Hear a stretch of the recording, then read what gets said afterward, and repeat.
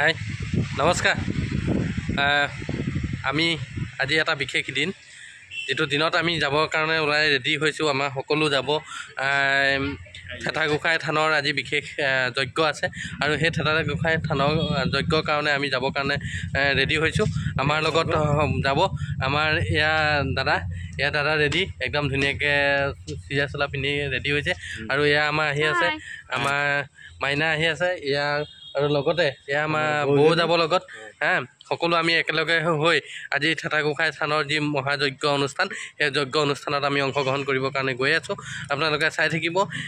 মোৰ পেজটো নমস্কাৰ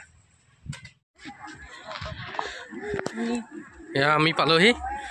এয়া আমি গৈ আছোঁ এয়া গোটেই ভক্তপ্ৰাণ ৰাইজসকল আহিছে ইয়াত বিভিন্ন ঠাইৰ পৰা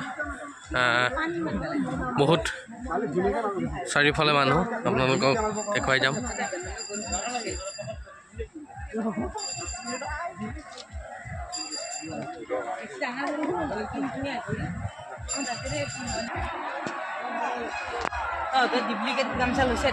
ইয়াত এয়া প্ৰদৰ্শনী মেলা আয়োজন হৈ আছে এয়া প্ৰদৰ্শনী মেলাত বিভিন্ন ধৰণৰ বয় বস্তু ইয়াত ওলাইছে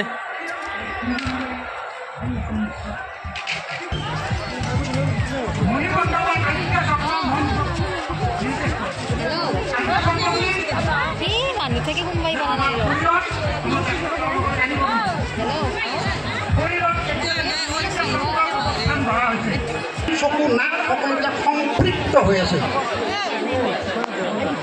সেইটো মন প্ৰত্যয়ে বুজায় যিটো মন প্ৰত্যয় ধৰ্ম তেনেহ'লে কি ধাৰণ কৰিম আমি ধৰ্মটোক আমি দুইটা দিশত চাব পাৰোঁ দুইধৰণে এটা হ'ল জাগতিক বা সাংসাৰিক ধৰ্ম আৰু আনটো হ'ল ভগৱত বা আধ্যাত্মিক ধৰ্ম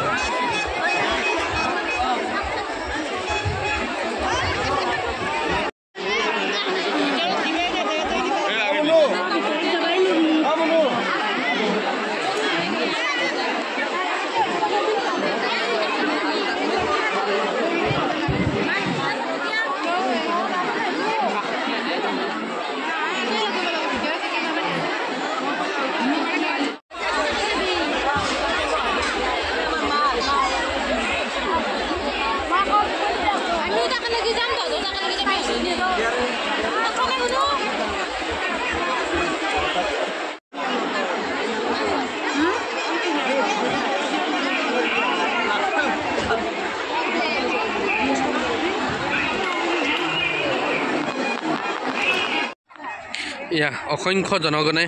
এনেদৰে ভোগ গ্ৰহণ কৰিছে হাজাৰ হাজাৰ জনগণে ফিল্ডত এনেদৰে আহাৰ গ্ৰহণ কৰিছে সঁচাকৈ থেতাগোসাঁই থানৰ যি মাহাত্মা আচলতে অনুকৰণীয় এনেদৰে হাজাৰ হাজাৰ মানুহে একেলগে বহি এনেদৰে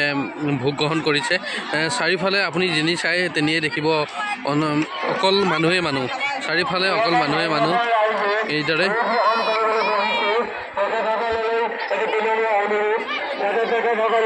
ভোগ গ্ৰহণ কৰাৰ পাছত